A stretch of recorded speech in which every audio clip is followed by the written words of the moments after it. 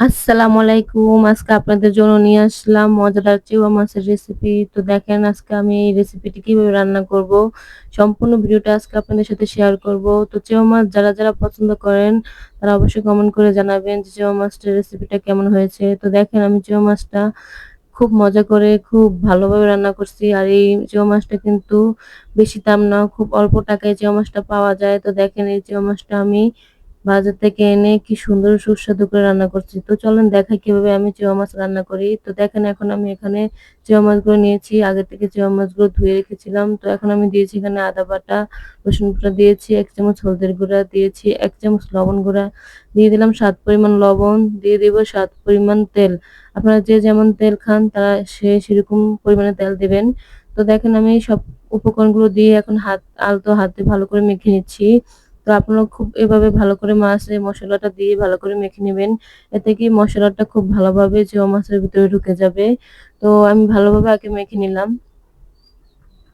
Chewa মাছটা কিন্তু খেতে খুবই ভালো লাগে। আর যারা রান্না করে খেতে পছন্দ করেন না তারা অবশ্যই চেওয়া মাছকে ভেজে খাবেন।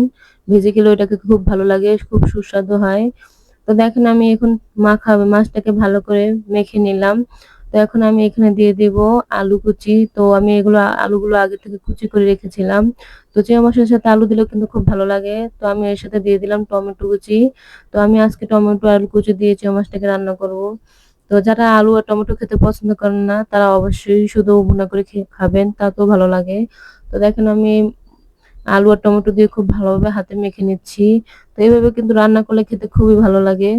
তো অনেক সময় বড় মাছ খেতে ভালো লাগে না। তখন এরকম ছোট মাছ দিয়ে যদি চচ্চড়ি করা যায় তাহলে কিন্তু খেতে খুবই মজার হয়।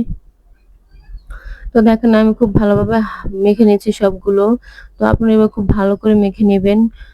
যারা এই মাছটা পছন্দ করেন তারা অবশ্যই কমেন্ট করে জানাবেন যে এই মাছটা কেমন।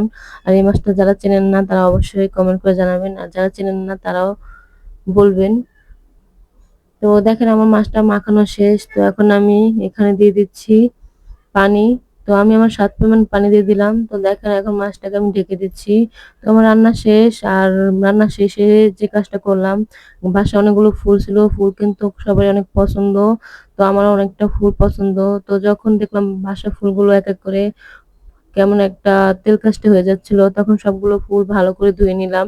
আর ফুল মানুষের মনটা ছুঁয়ে দেয়। তো এখন আমি লাল ফুলটাকে ধুয়ে নিলাম। আর ফুল কিন্তু সবাই বাসায় রাখবেন, এতে বাসাটা কিন্তু সুন্দর লাগে। তো এখন হলুদ ফুলটা ধুয়ে নিলাম। আর আমার ভিডিওটি যদি আপনাদের ভালো লেগে থাকে আমার চ্যানেলটি সাবস্ক্রাইব করবেন। সবাই ভালো থাকবেন, সুস্থ থাকবেন, কমেন্ট করে জানাবেন। আল্লাহ হাফেজ।